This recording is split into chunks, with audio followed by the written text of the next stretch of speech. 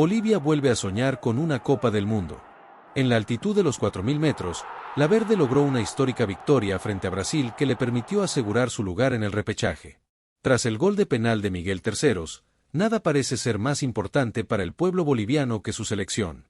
Incluso la crisis política y la falta de dólares quedaron relegadas a un segundo plano. La posibilidad de ver nuevamente a Bolivia en un mundial, después de 32 años, está más viva que nunca.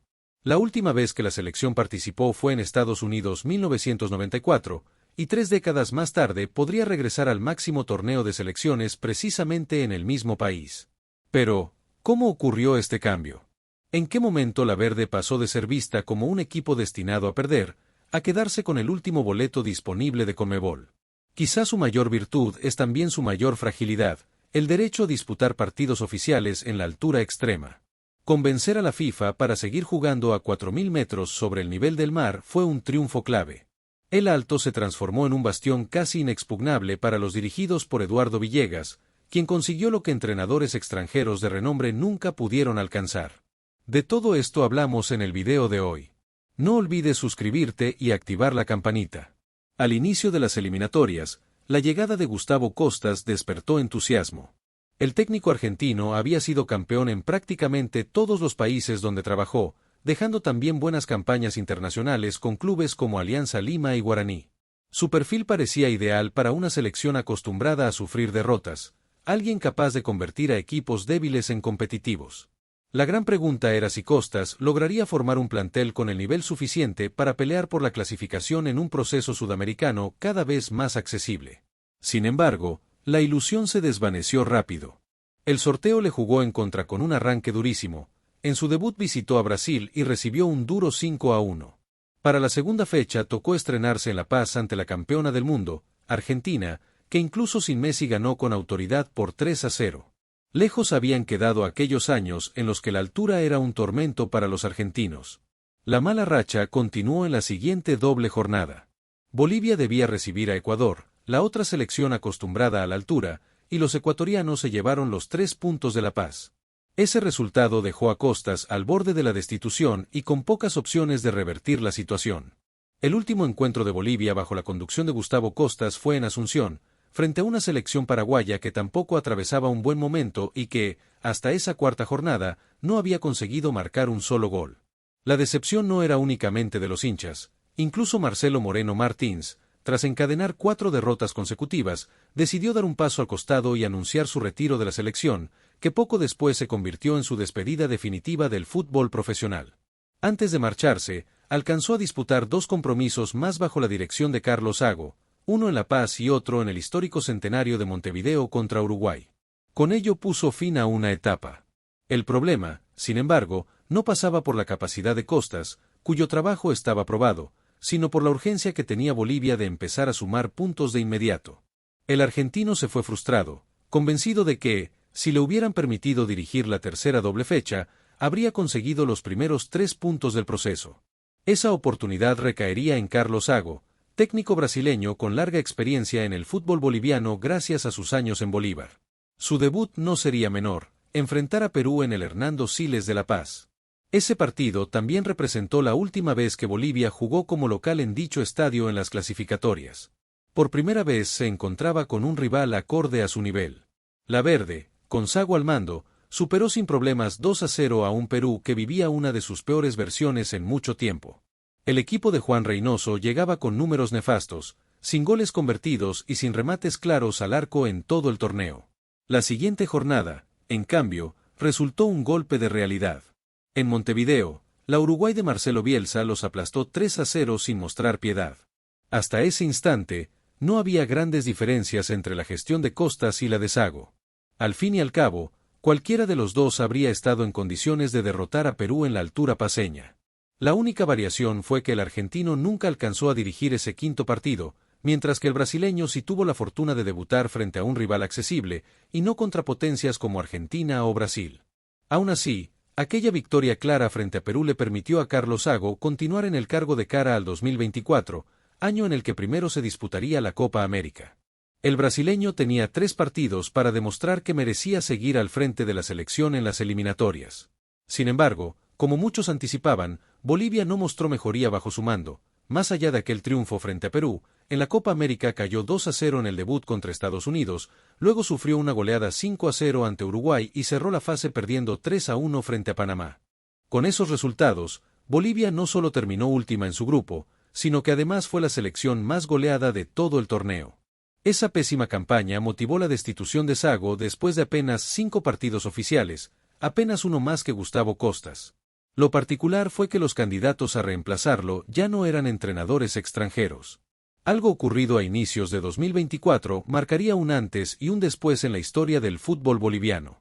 Durante décadas, el Estadio Hernando Siles en La Paz fue considerado el bastión de la selección, el mismo escenario donde alguna vez derrotaron 6-1 a la Argentina de Messi y Maradona. Pero los últimos resultados evidenciaban que la altura ya no intimidaba a todos, ni Argentina sufría como antes, ni Ecuador, acostumbrado a jugar en Quito, encontraba mayores complicaciones. Entonces surgió la gran pregunta: si los 3.600 metros de La Paz ya no alcanzaban, ¿qué alternativa le quedaba a Bolivia? La respuesta estaba más arriba, la ciudad de El Alto, ubicada a 4.100 metros sobre el nivel del mar. ¿Podrían esos 600 metros adicionales marcar una diferencia real? Pronto se sabría. En 2024, Always Ready tuvo por fin la posibilidad de disputar competencias internacionales en su propio estadio. El club alteño ya había tenido breves participaciones en Libertadores y Sudamericana, pero siempre se veía obligado a trasladarse al Hernando Siles, ya que su escenario no cumplía con los requisitos de la Conmebol. Tras varias remodelaciones, en enero de 2024 el presidente Andrés Costa logró la aprobación para que Always Ready pudiera albergar la fase previa de la Copa Libertadores en El Alto. La diferencia de 600 metros de altitud terminó siendo letal para Sporting Cristal. El club rimense, pese a estar acostumbrado a jugar en ciudades de altura por la Liga Peruana y ser uno de los equipos limeños con mejor rendimiento en esas condiciones, no resistió la visita a El Alto. Contra todos los pronósticos de sus hinchas, cayó por un contundente 6-1 ante Always Ready. El entrenador brasileño Ederson Moreira fue señalado como gran responsable del descalabro, ya que intentó plantear un partido de igual a igual. Su estrategia solo consiguió que su equipo se desgastara muy rápido y quedara sin aire en los primeros minutos, lo que derivó en una goleada que incluso pudo ser más amplia, 7 u 8 goles. En la revancha, en Lima, Cristal se impuso 3-1 mostrando mayor jerarquía, pero el marcador global ya estaba sentenciado gracias a la abultada diferencia que el conjunto boliviano había logrado en la ida. Ese cruce terminó marcando un punto de inflexión no solo para Always Ready, sino también para el futuro de la selección boliviana.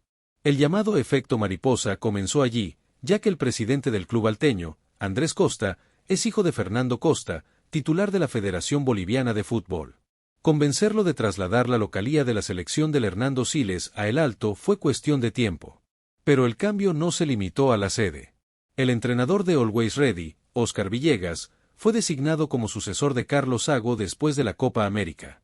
En la práctica, el club alteño terminó aportando el estadio, el director técnico y hasta jugadores, entre ellos el joven Moisés Paniagua, quien con apenas 17 años ya se había ganado el apodo de la joya boliviana. Surgen las preguntas inevitables: ¿qué habría pasado si Sporting Cristal hubiera jugado con un planteamiento defensivo en vez de arriesgar tanto en la altura? ¿Habría insistido Bolivia en mudar su localía a El Alto? ¿Óscar Villegas habría tenido la oportunidad de dirigir a la Verde? Son incógnitas imposibles de responder. Lo cierto es que todo empezó a cambiar la noche del 20 de febrero, cuando el planteamiento ofensivo de Moreira en los 4.100 metros desencadenó una goleada histórica que catapultó la carrera de Villegas. Tras los fracasos de Gustavo Costas y Carlos Zago, Bolivia dejó de mirar hacia afuera. Apostó por un técnico nacional, Óscar Villegas. Su debut se produjo justamente en El Alto, en un partido de eliminatorias frente a Venezuela. Ya había logrado un registro inédito en Copa Libertadores dirigiendo a Always Ready en la altitud, y ahora, con la selección, establecería un nuevo hito en ese mismo escenario frente a la Vinotinto. Nunca antes había jugado un partido internacional a 4.100 metros de altitud, y en esa ocasión Bolivia presentó al mundo su nueva fortaleza. Con una contundente victoria 4-0 sobre Venezuela, la Verde dejó en claro que su plan era claro: asegurar todos los puntos como local. Sin embargo, la sorpresa llegaría en la jornada siguiente. En Santiago, Bolivia consiguió un triunfo histórico, su primero en esa ciudad, al imponerse 2-1 a Chile con un gol decisivo de Miguel Terceros. Era la única victoria de visitante en toda la eliminatoria, pero suficiente para marcar un hito en la historia del fútbol boliviano. De vuelta en casa, el turno fue de Colombia. Los dirigidos por Néstor Lorenzo no pudieron con la altitud, incluso con un jugador más en cancha durante casi todo el partido. Otra vez apareció Miguel Terceros, convertido ya en ídolo nacional, con un potente zurdazo que aseguró el triunfo en el Alto, donde Bolivia parecía invencible. Pero en el llano la realidad era otra. Un doloroso 6-0 frente a Argentina y un 4-0 en Quito contra Ecuador recordaban que fuera de casa los puntos eran casi imposibles. La estrategia estaba definida, ganar absolutamente todo en el Alto. Sin embargo, Paraguay arruinó los planes. Bolivia ganaba 2-1 y parecía quedarse con los 3 puntos, hasta que Julio Enciso silenció el estadio con un gol en el minuto 91 que firmó el 2-2. Era la prueba de que ni siquiera a 4100 metros la verde estaba completamente blindada. El panorama se complicó más con una derrota en Lima, ante Perú y un empate sin goles en casa frente a Uruguay. A eso se sumó un golpe durísimo, la suspensión de Ramiro Vaca por doping positivo. El mediocampista, figura de la selección y uno de los máximos anotadores de la Copa Libertadores, quedó fuera de la convocatoria, dejando toda la responsabilidad en los pies de Miguel Terceros. Con apenas 4 partidos por delante, Bolivia se jugaba todo. En Maturín, Venezuela, invicta como local, aprovechó un error grosero del arquero boliviano tras un pase de Cuéllar y terminó ganando 2-0 sin mayores sobresaltos. Eso obligaba a Bolivia a vencer en su siguiente partido en el Alto para seguir soñando con el Mundial. Y lo lograron. Un 2-0 sobre el Chile de Ricardo Gareca no solo eliminó oficialmente a La Roja, sino que además significó el despido del Tigre, a falta de 2 fechas para el cierre de las clasificatorias. En Barranquilla la historia volvió a repetirse. Como en todos sus encuentros lejos de casa, Bolivia recibió una goleada, esta vez 3-0. Con ese resultado, la única esperanza era derrotar a Brasil en el Alto y esperar que Venezuela no sumara más puntos. Para el fútbol boliviano, aquel partido ante la Canarina en los 4100 metros era como jugar una final del mundo. El héroe fue nuevamente Miguel Terceros, que de penal marcó el único tanto para romper una larga sequía contra Brasil, y de paso, hacer que el tropiezo venezolano resultara aún más doloroso. Bolivia había encontrado su refugio en la altura. Bajo el lema "Se juega donde se vive", Always Ready fue el primero en estrenar el estadio y demostrarle a la selección que ese era el camino. Así, después de 32 años, la verde volvía a estar a las puertas de un mundial, deberá disputar el repechaje frente a un rival todavía por confirmar, que podría ser un equipo de Oceanía como Nueva Caledonia, un representante de CONCACAF o incluso de África. En Guadalajara, sin embargo, ya no contarán con los 4000 metros a su favor, y ahí será donde el equipo de Óscar Villegas tendrá que demostrar que puede competir en igualdad de condiciones. Bolivia cerró las clasificatorias como la selección más goleada de todo el proceso. No sorprende, en cada salida de la altura sufrió derrotas por 3, 4 e incluso 6 goles. Aún así, la oportunidad es única. Para marzo se espera el regreso de Ramiro Vaca y, sorprendentemente, también de Marcelo Moreno Martins, quien tras confirmarse el repechaje expresó su deseo de volver a la actividad y unirse nuevamente a la selección. Sus palabras no convencieron del todo al técnico Villegas, pero si el máximo artillero histórico del fútbol boliviano logra ponerse en forma y entrenar con regularidad, ¿quién podría negarle una última oportunidad? Y así cerramos el relato de este proceso histórico. Muchas gracias por acompañarme hasta aquí. Ahora te toca a ti. ¿Cuánto habría cambiado la historia si aquella noche Always Ready no hubiera goleado a Sporting Cristal en el Alto? Podemos decir que Ederson Moreira fue, de manera indirecta, el gran responsable de que Bolivia consiguiera el boleto al repechaje? ¿O fue simplemente la fortuna que acompañó a Óscar Villegas, el técnico que también logró derrotar a Brasil? Déjamelo saber en los comentarios, estaré leyendo todas sus opiniones. No olvides suscribirte al canal, dejar tu like y activar la campanita para no perderte ningún nuevo contenido. Conmigo será hasta una próxima entrega.